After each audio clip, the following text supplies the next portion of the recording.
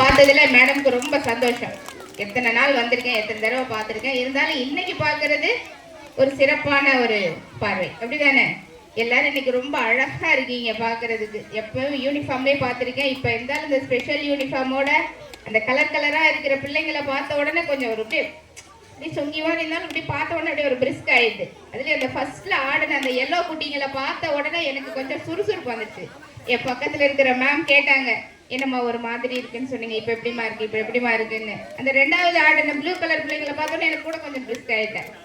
அந்த பாப்பா சொன்னாங்க, மேம் சொல்ல போகும்போது எனக்கு இந்த பாட்டு பிடிக்கல, இந்த ட்ரெஸ் பிடிக்கல. அவளை பார்த்த உடனே நான் பிரிஸ்க் ஆயிட்டேன். முதல்ல கொஞ்சம் டல்லா இருந்த மாதிரி இருந்தது. ஏற்கனவே அடிச்ச வெயில். இன்னைக்கு அங்கே ஒரு ஆண்டு விழாவில் ரொம்ப நேரம் உட்காந்து இருந்துட்டோம். அங்கே ரொம்ப வெக்கையா இருந்த மாதிரி இருந்தது. அந்த பிள்ளைங்களை பார்த்தோன்னே எனக்கு உற்சாகமாயிருச்சு. ஒரு உற்சாகமா இருக்கிறவங்க மத்தியில இருந்தாதான் என்னது வரும், நமக்கு ஒரு உற்சாகமே வரும். இந்த ஃபர்ஸ்ட் அந்த யூனிஃபார்ம் போட்டிருக்காங்கல்ல, அந்த எஸ்என்எஸ்காரங்க, அவங்களை எல்லாருக்கும் ஒரு நல்ல கிளாப் பண்ணிருங்க. இன்னைக்கு மட்டும் இல்லை, அன்னைக்கு ஒரு நாள் ஏற்கனவே ஒரு ஃபங்க்ஷன் நடத்துறது, உணவு திருவிழான்னு நடத்தினாங்க. அந்த ஃபங்க்ஷன்லையும் கூட அவ்வளோ பேரும் பங்கேற்றிருந்தாங்க. இங்கே இருக்கிற அவ்வளோ பேரண்ட்ஸும் ஸ்நாக்ஸ் செஞ்சு கொடுத்துட்டு இருந்தாங்க. நீங்கள் இந்த நாள் அன்னைக்கு நாள் மட்டும் இல்லாமல் எல்லா நாளும் அந்த மாதிரி உணவுகளை மட்டுமே உங்கள் பிள்ளைங்களுக்கு கொடுங்க. பாருங்க, ஒரு பாப்பா வயிறு வலியோட ரொம்ப சிரமப்படுறாளாமா. இந்த கெட்ட பேக்கெட்லலாம் அடைச்சி வர எந்த உணவுப் பொருட்களையும் தயவு செஞ்சு பிள்ளைங்களுக்கு என்ன செய்யாதீங்க.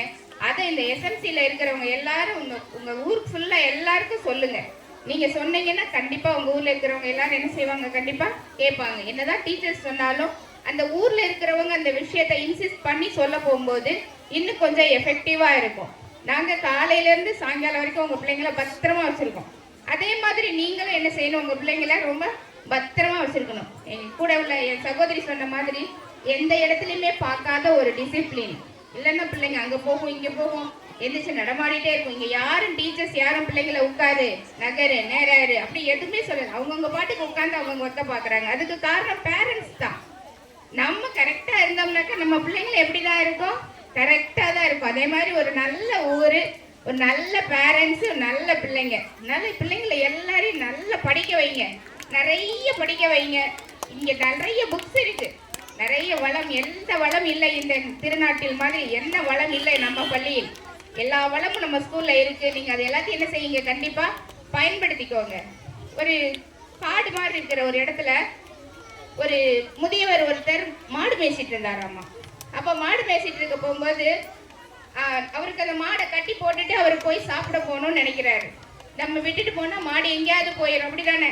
கட்டி போட்டால் தானே மாடு ஒரு இடத்துல இருக்கும் அப்படின்னு நினச்சிட்டு அவர் என்ன செய்கிறாரு, கயருக்காக எங்கெங்கேயோ அலைஞ்சு தேடி பார்க்குறாரு. அவர்கிட்ட கயர் இல்லை. மாடை கட்டி போடணும். அவருக்கு இப்போ வயிறு பசிக்குது. அப்படியே கொஞ்சம் தூரம் நடந்து போறாரு. பக்கத்துல ஒரு கோவில் இருக்கு, அங்க ஒரு சாமியார் உட்கார்ந்துருக்காரு. அவர்கிட்ட போய், ஐயா உங்ககிட்ட ஏதாவது கயர் இருந்தா கொடுப்பீங்களா அப்படின்னு கேட்டாராம். எதுக்கு அப்படின்னு சொல்லி கேட்கிறாரு. ஏன்பா, நானே ஒரு சாமியார், மரத்தடியில சும்மா உட்கார்ந்துருக்கேன், என்கிட்ட போய் கயர் இருக்குமா அப்படின்னு கேட்டிருக்காரு. அப்போ சொல்றேன், எனக்கு ரொம்ப பசிக்குது, நான் மாடு மேய்ச்சிட்டு இருக்கேன், என் மாட்டை கொஞ்ச நேரம் நான் கட்டி போடணும், அதனால நீங்க எனக்கு ஏதாவது கயர் இருந்தா கொடுங்க அப்படின்னு சொல்லி கேட்டிருக்காரு. அவர் உடனே சொல்லியிருக்காரு, என்கிட்ட கயர் இல்லை, ஆனா இந்தா அப்படி சொல்லிட்டு கையை நீட்டுறாரு. வாங்க, கையை நீட்டி வாங்கு அப்படி சொல்றாரு. கையை நீட்டி வாங்கிக்கோ, இது கயர் தான், வாங்கிக்கோ, இதை கொண்டு போய் உன் மாடை என்ன செய்ய கட்டு அப்படி சொல்லிட்டாரு. இந்த தாத்தா சொல்றாரு, நீங்க கயரே கொடுக்கல, சும்மா கையை நீட்டி சொன்னீங்க, நான் போய் என் மாடை கட்டவான்னு நான் சொல்றேன், நீ போய் செய்யின்னு சொன்னாரு. உடனே அந்த பெரியவர் போறாரு. போய் தன்னோட மாடு அங்கே நின்றுட்டு இருக்கு, அதை இழுத்துட்டு வராரு. கழுத்தை பிடிச்சி இழுத்துட்டே வந்து ஒரு மரத்துக்கிட்டத்துல அவங்க எப்படி சொன்னாரோ அதே மாதிரி என்ன சொல்றாரு, கயத்தை கழுத்துல கட்டுறாரு. இன்னொரு கயிறை நுனியை எடுத்து மரத்துல கட்டிட்டாரு. மாடு உடனே அந்த இடத்துல படுத்துக்கிருச்சு. மாடு அந்த இடத்துல படுத்துக்கிருச்சு. உடனே அவர் என்ன செஞ்சாரு, உடனே போய் சாப்பிட போயிட்டாரு. சாப்பிட போயிட்டு வந்துட்டு மாடை எழுப்புறாரு. வா, எந்திரிச்சு வா, மேய போனோம், ஏன் அப்படியே படுத்திருக்க, எந்தின்னு தட்டுறாரு. மாடு எந்திக்கவே இல்லை. மாடு என்ன பண்ணிட்டு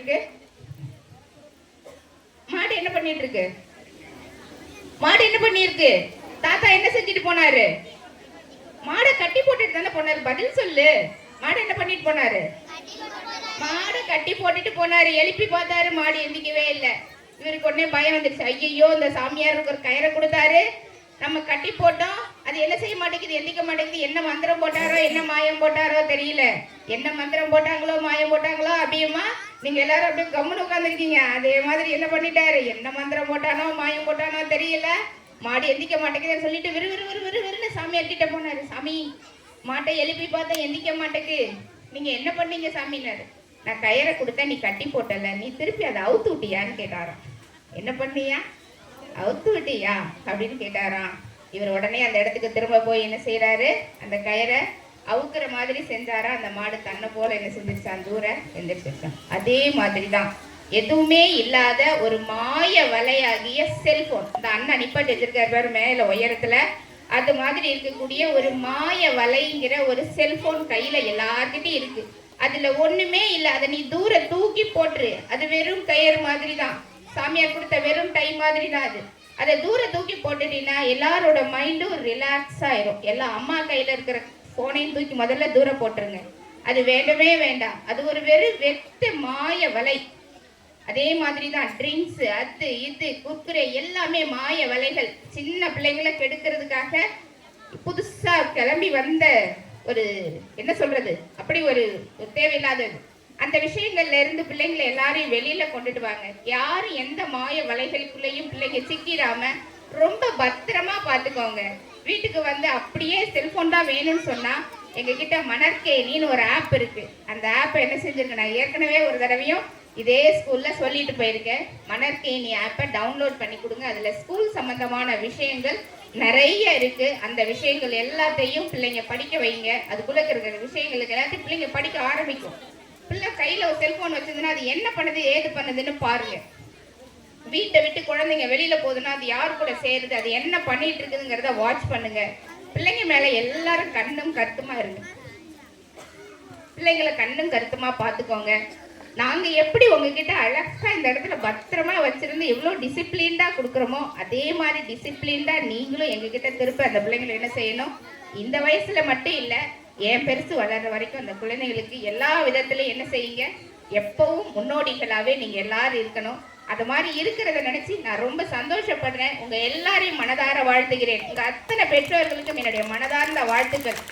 எல்லா பிள்ளைங்களையும் நல்ல பிள்ளைங்க தான், எல்லா பேரண்ட்ஸும் நல்ல பேரண்ட்ஸ் தான்.